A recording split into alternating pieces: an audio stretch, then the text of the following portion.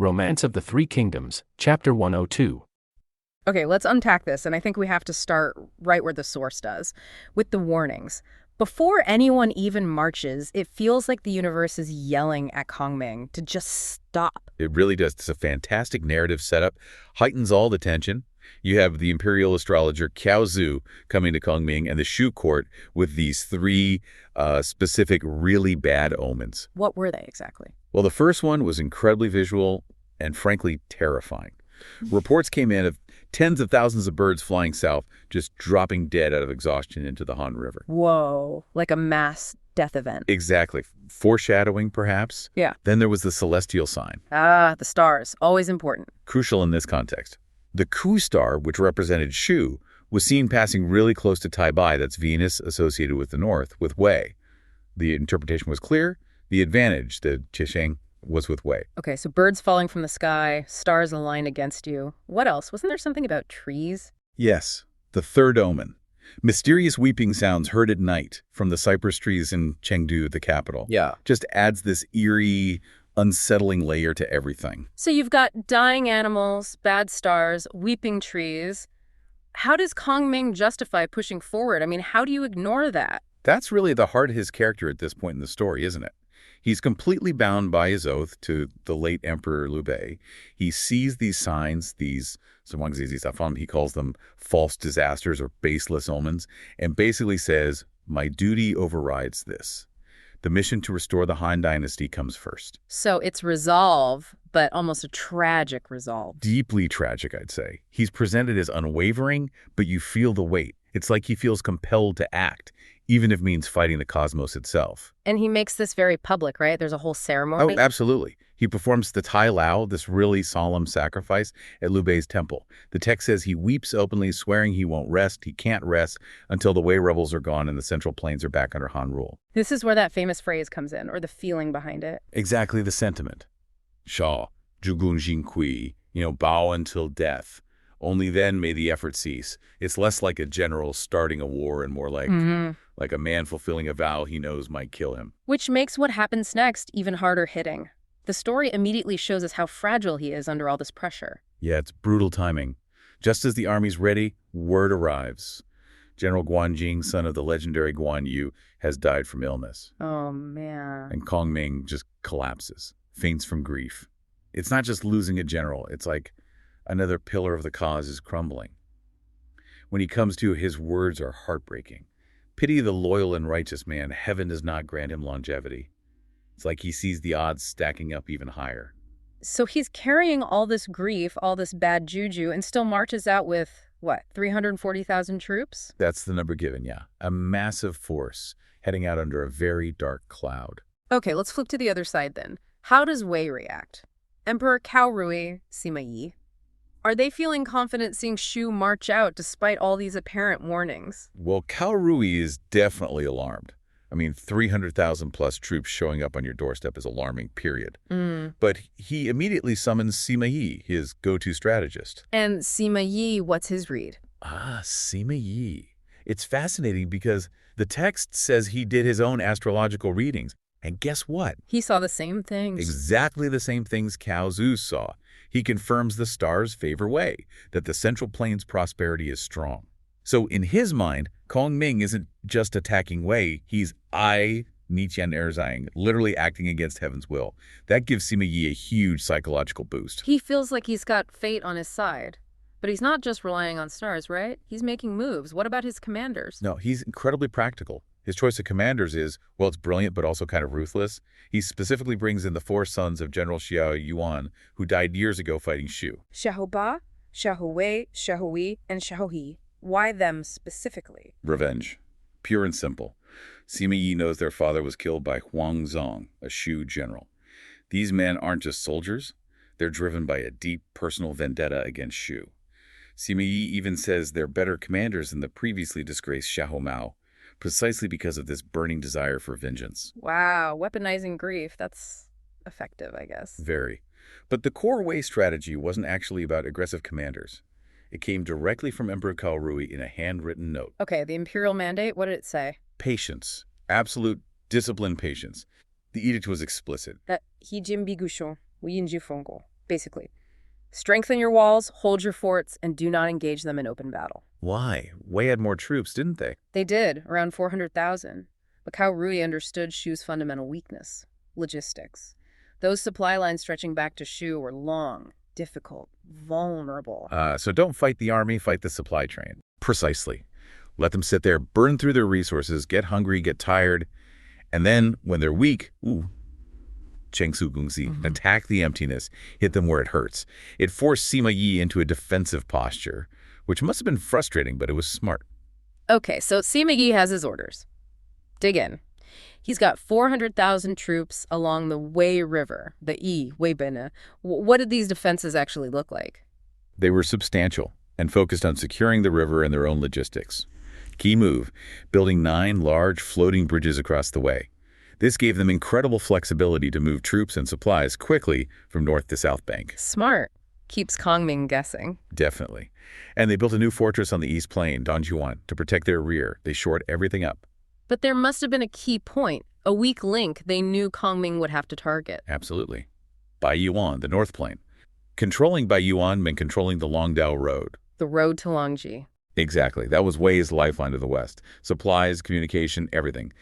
If Shu took Baiyuan and cut the Longdao, Sima Yi's whole position on the Wei River becomes, well, very difficult, maybe impossible. So he put experienced generals, Guo Huai and Sun Lai, there with strong reinforcements. It was the place they had to hold.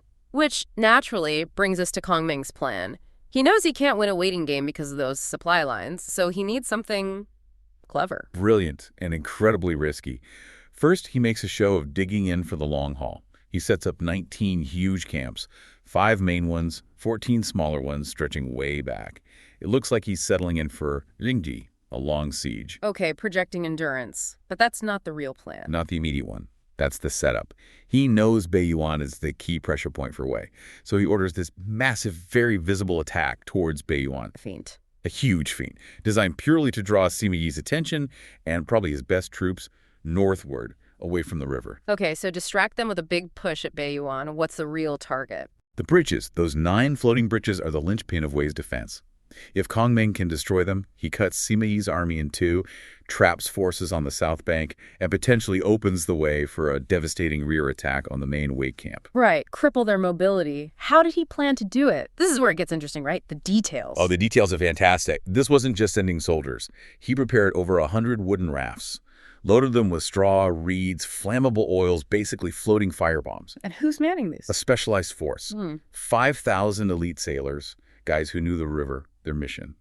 Sail down river under cover of darkness, light the rafts, crash them into the bridges, burn them down, and then secure the south bank. It's audacious. It really is. It relies entirely on Sima Yi falling for the Baiyuan feint and not suspecting an attack on the river itself. But how predictable was Sima Yi? About as predictable as a coiled snake. He saw right through it. The moment he got reports of Kongming's elaborate camp setup and this huge movement towards Baiyuan, Sima Yi apparently said, "Ibla, Kongming ru kanshi shung yishi." Kongming's elaborate arrangements hide a strategy. He knew the Baiyuan attack was fake. Instantly. He deduced the real target had to be the bridges. The Baiyuan noise was just cover. So Sima Yi doesn't just ignore the feint, he uses it. Exactly. He uses Kongming's own deception as the trigger for his countertrap. He prepares this layered defense designed to dismantle every single piece of Kongming's plan before it can even get going. Okay, break down Sima Yi's counter. How did he handle the different threats? It was a masterclass in anticipation. First, the main Shu army heading towards Baiyuan for the feint. He stationed Shihuba and Xiaohui, remember the revenge guys, in ambush in the South Mountain. Lying in wait. Right. The plan was, when the alarm sounds at Baiyuan signaling Kongming's attack has started, these two hit the Shu main force from the flank, turn the feint back on itself. Nasty. Okay, what about the river attack, the fire rafts? That's where the real genius perhaps lies. Yeah. Sima Yi knew the rafts were coming, so he didn't just defend the bridges themselves, he defended the approach. He placed Zhang Hu and Li Shen with 2,000 crack archers and crossbowmen along the north bank of the river, upstream of the bridges. Ah, so they could shoot the sailors and the rafts before they reached the target. Precisely. Neutralize the threat midstream. Don't let them even get close enough to light the fires effectively. Intercept and destroy. Okay, devastating. And the troops actually attacking Beiyuan, the ones carrying out the feint. He even had a plan for them. Guo Huai and Sun Li, defending Beiyuan, were told to pretend be defeated. To fall back, lure the presumably victorious Shu troops across the river in pursuit. Uh-oh. Yeah, but only if they crossed in the afternoon or evening. Then spring a massive arrow ambush on them when they were exposed and likely tired. He even accounted for the time of day. Incredible, calculating down to the hour. He even used his own sons, Sima Shi and Sima Zhao, to manage reinforcements for the main camp, just in case. Every angle covered. Every move Kongming might make, Sima Yi had a counter prepared. Kongming had this big plan, right? A 3-pronged attack across the Wei River, the Wei Shui. This was supposed to be it. Oh yeah, hugely ambitious. It really hinged on everything happening at once, perfectly synchronized. You had Wei Yan and Ma Dai hitting the North Plain, Beiyuan. Okay. And you had Wu Ban and Wu Yi with these Mufa Bing soldiers on rafts. Their job, burn the floating bridge, the Fu Kiao. That bridge was everything. Because if the bridge goes, the main Wei camp is vulnerable. Exactly. The third group, the biggest one under Wang Ping and Zhang Yi, could then assault the Wei Dry camp, the Han Ying, while the defenders were basically cut off. But Sima Yi was a step ahead. He saw it coming. What did he do? He anticipated the whole thing. Up at Beiyuan, his general Sun Lai pretends to retreat around dusk, lures Wei Yan and Ma Dai in. The classic trap. Textbook. As it gets dark, Sima Yi attacks from the left, Guo Huai from the right. Total ambush. Sources say Shu losses were heavy. Lots of soldiers pushed right into the river. They were only pulled out because Wu Yi's forces happened to be nearby. And at the same time, that crucial bridge mission.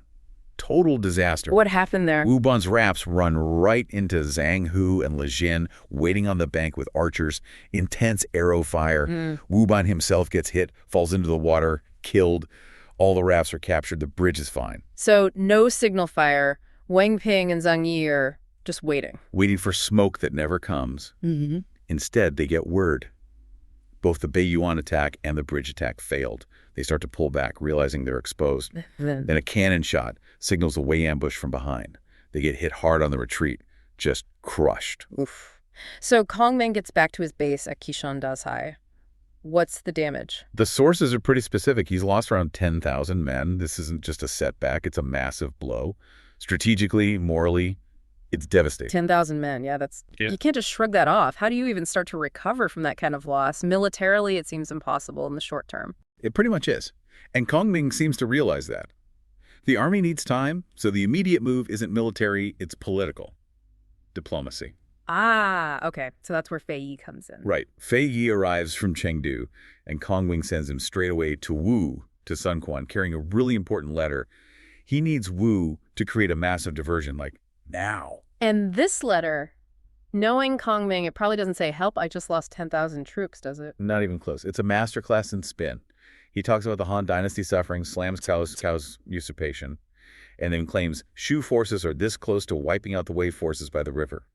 He basically frames the situation as if victory is imminent. Wow. So he's asking for help, but framing it as an opportunity for Sun Quan. Exactly. He urges Sun Quan to uphold the alliance, launch his own northern campaign, and uses that powerful phrase, Tong Fan Tian Se, let's share the land after we beat Wei. It's all about ambition, shared destiny, not weakness. Clever.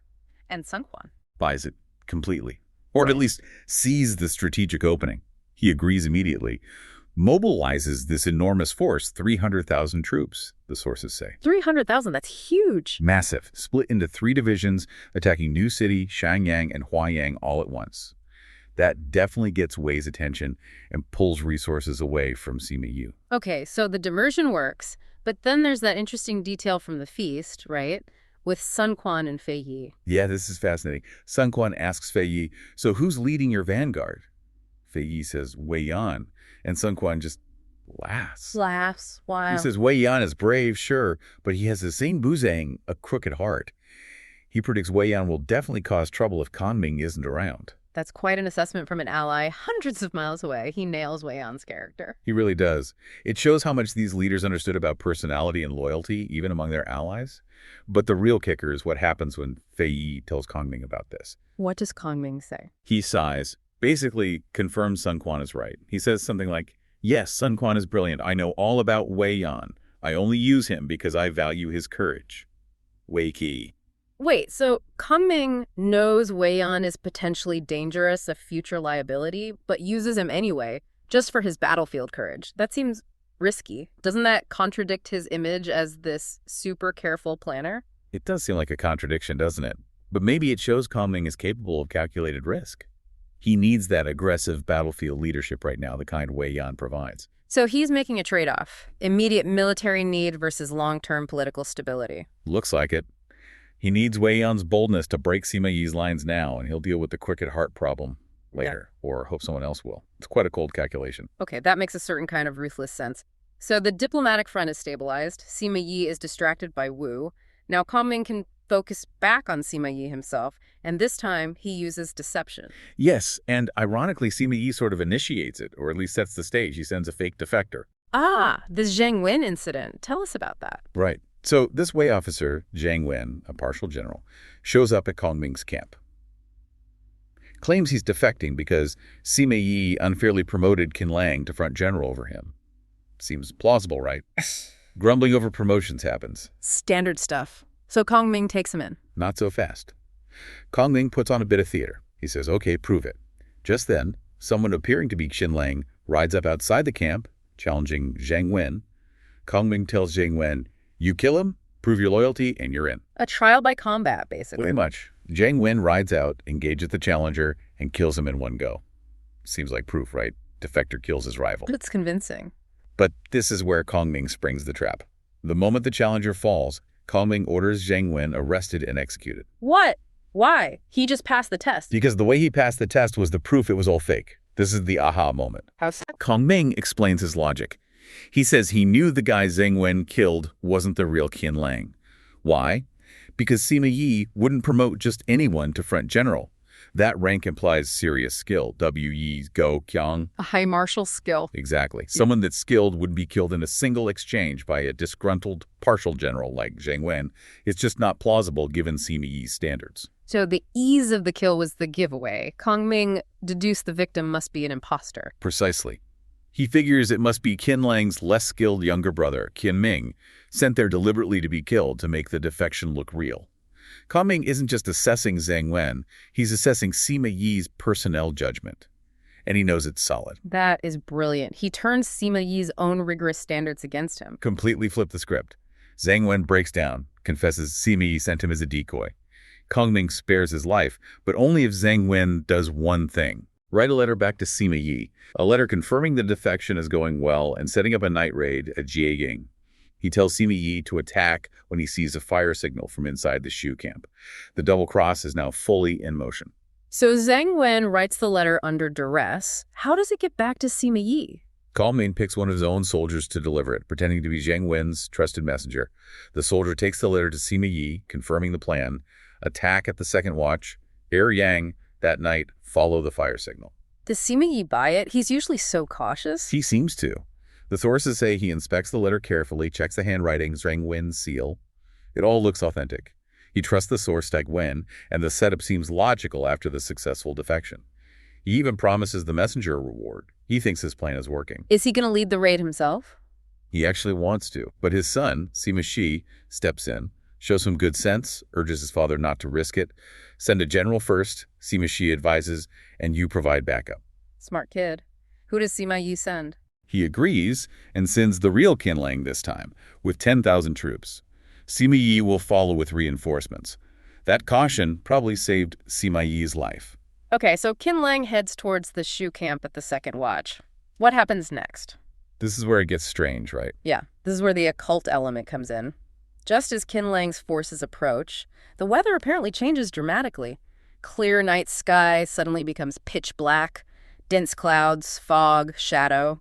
The source uses the phrase, Hei Kiman Kong Dui Mian Bujian. Black mist fills the sky, you can't see the person opposite you. Exactly. Complete unnatural darkness descends. And Sima Yi sees this and thinks it's good news. He's overjoyed. He thinks heaven itself is helping him, providing cover for his surprise attack. He urges Qin Lang on. But it's not heaven helping him. Not according to the sources, it's Kongming. Qin Lang advances into the Shu camp, finds it empty. He realizes instantly it's a trap. Way too late. Suddenly, ambush forces erupt from the darkness. Wang Ping and Zhang Yi hit from the left, Ma Dai and Mo Zong from the right.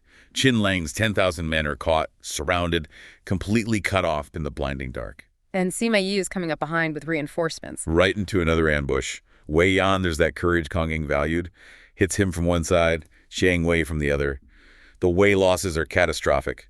The source says, Xishang Bajing. 8 or 9 out of 10 killed or wounded. Devastating. Utterly devastating. The real Qinlang is killed in the fighting. Sima Yi barely escapes with his life, fleeing back to his own camp. And then what happens with the weather? As soon as the fighting dies down around the third watch, the sky clears up again. Just like that, normal night. And the explanation given is? The sources state Kongming created the darkness using the Dunjia method, basically. Occult arts involving manipulating spirits, the 16 Jia spirits, to control battlefield conditions. When the battle was won, he dismissed the spirits, and the sky cleared. Wow, okay, so let's recap this incredible sequence. Kongming suffers a massive defeat. Right, loses 10,000 men. He pivots immediately to diplomacy, getting Wu to launch a huge diversionary attack. Buys himself crucial time and distracts Sima Yi, Then Sima Yi tries a deception with a fake defector. which Kongming sees through by analyzing Sima Yi's own standards for promoting generals. Pure psychological insight. He turns that deception back on Sima Yi, setting up a night raid ambush. And then, according to the text, uses occult magic to create perfect conditions, total darkness, for that ambush, leading to a huge Wei defeat. What an arc. It really shows that for Kongming, strategy involved so much more than just moving troops around. It's diplomacy, psychology, knowing your enemy's mind, and maybe even controlling the elements. Absolutely. This sequence highlights how understanding human nature like Sima Yi's predictable rigor in promoting officers, or even Wei Yan's risky courage, was central to Kongming's approach. He exploited Sima Yi's certainty about his own system. Kongming realized he couldn't just force a win the usual way. He needed something different. Something unconventional. So instead of charging in, he started looking at the terrain, scouting for an advantage. And he finds this place, Upward Valley, or Calabash Valley Hulagu. And the description of the place is so specific in the text, it's really interesting. Well, the geography was the strategy, or at least enabled it. It was shaped like a gourd, apparently. Big open space inside, enough for a large camp. Room for over 1,000 people, the text. Right, but the entrance, that was the key. It was super narrow, like only wide enough for one person or maybe one horse at a time. Defensible. Hidden. Extremely. And the source says Kongming felt great joy when he found it. He knew immediately this was it. This was the spot for his secret project. Exactly. He seals it off, puts Durui, Huzong, and Ma Dai in charge of a workshop there. Top secret stuff. This wasn't about building walls. It was about building, well, the future of logistics, basically. Under total secrecy. Absolute secrecy. Because the clock was ticking. And pretty soon after setting up, Kongming calls his commanders together and unveils it, the wooden ox and the flowing horse. And tells them these things don't need food or water and can run continuously. Day and night. You can imagine the reaction. It must have sounded like magic. Seriously. I mean, this is the 3rd century AD. How did they supposedly work? What were the mechanics? Well, the text gives some surprisingly specific, almost biomechanical details. The wooden ox. Square abdomen, curved head, 1 foot, and 4 legs. It sounds like it was designed to mimic how an animal moves to handle rough ground. And crucially, there was this internal part called the tongue. It rested on the abdomen, and it seems like it acted as some kind of control mechanism, like a switch or a locking pin. A hidden switch. Mm-hmm. Got it. And the efficiency. You mentioned they didn't need food or water, but what about carrying capacity? Pretty impressive, actually. One wooden ox could carry about a month's worth of food for 10 soldiers. Wow. And get this. For every 6 feet the human operator walked, the ox covered the same ground in just 4 steps. Think about the labor savings over hundreds of miles. Huge difference. And the flowing horse. That seems to have been more about pure bulk transport. It used 2 big square board bags for hauling grain or other heavy supplies, just keeping that flow constant. And they built these things quickly. In days, according to the text. And they looked as if alive. Kongming wasted no time. He put Gao Xiang in charge of 1,000 troops, and they started running nonstop supply lines between Jianzhou and the front lines at Mount Qi. So, just like that, Sima Yi's entire waiting game, his attrition strategy. Poof! Gone. Completely nullified overnight. Kongming suddenly had sustainable logistics. And Sima Yi's reaction. Sheer panic, basically. His scouts start reporting these, weird wooden animals moving supplies 24/7. He realizes Kongming isn't going to run out of food. He can stay there forever if he wants. Yeah, so the waiting game is over. Sima Yi needs to adapt. Right. He switches tactics from attrition to, well, industrial espionage. He orders 2 of his generals, Zhang Hu and Lilin, to go steal some. Just grab the tech. Exactly. Right. Ambush Gao Xiang's supply convoy, grab a few the tech says only 3 to 5, and bring them back quick. And they succeed. They do. They manage to snatch a few and race back to Sima Yi. Sima Yi must have been thrilled. Oh, overjoyed. He thinks, okay, problem solved. He gets 100 of his best artisans, tells them, take these apart, figure them out, copy them exactly. Reverse engineering, ancient style. Pretty much. And they do it fast. Less than half a month. And they've churned out over 2,000 identical copies. Sima Yi figures he's matched Kongming, neutralized the advantage. But hang on. If this tech was so vital, why wasn't Kongming more careful? Why let them get stolen so easily? It seems like a huge risk. But that's the beautiful part. When Gao Zhang comes back, probably expecting to get chewed out for losing the prototypes, Kongming just laughs. and says, I want him to steal them. He knew Sima Yi would copy the outside. He was counting on it. Because Sima Yi didn't know the secret. Exactly. He didn't understand the real secret, the vulnerability, that little tongue mechanism. Okay, so Kongming basically handed Sima Yi the means of his own defeat, the setup for the double cross. Precisely. Phase 1, grab the goods. Kongming sends Wang Ping with 1,000 troops, but they're disguised as Wei soldiers, as patrols. Sneaky. They find Sen Wei, the general Sima Yi, put in charge of his brand new copy transport fleet out at Longji. Wang Ping attacks, kills Sen Wei quickly, and just captures the entire convoy. All 2,000 of Sima Yi's brand new machines. Wow. Okay, so now Wang Ping has this massive fleet of enemy transports. But surely Wei forces will react. Oh yeah.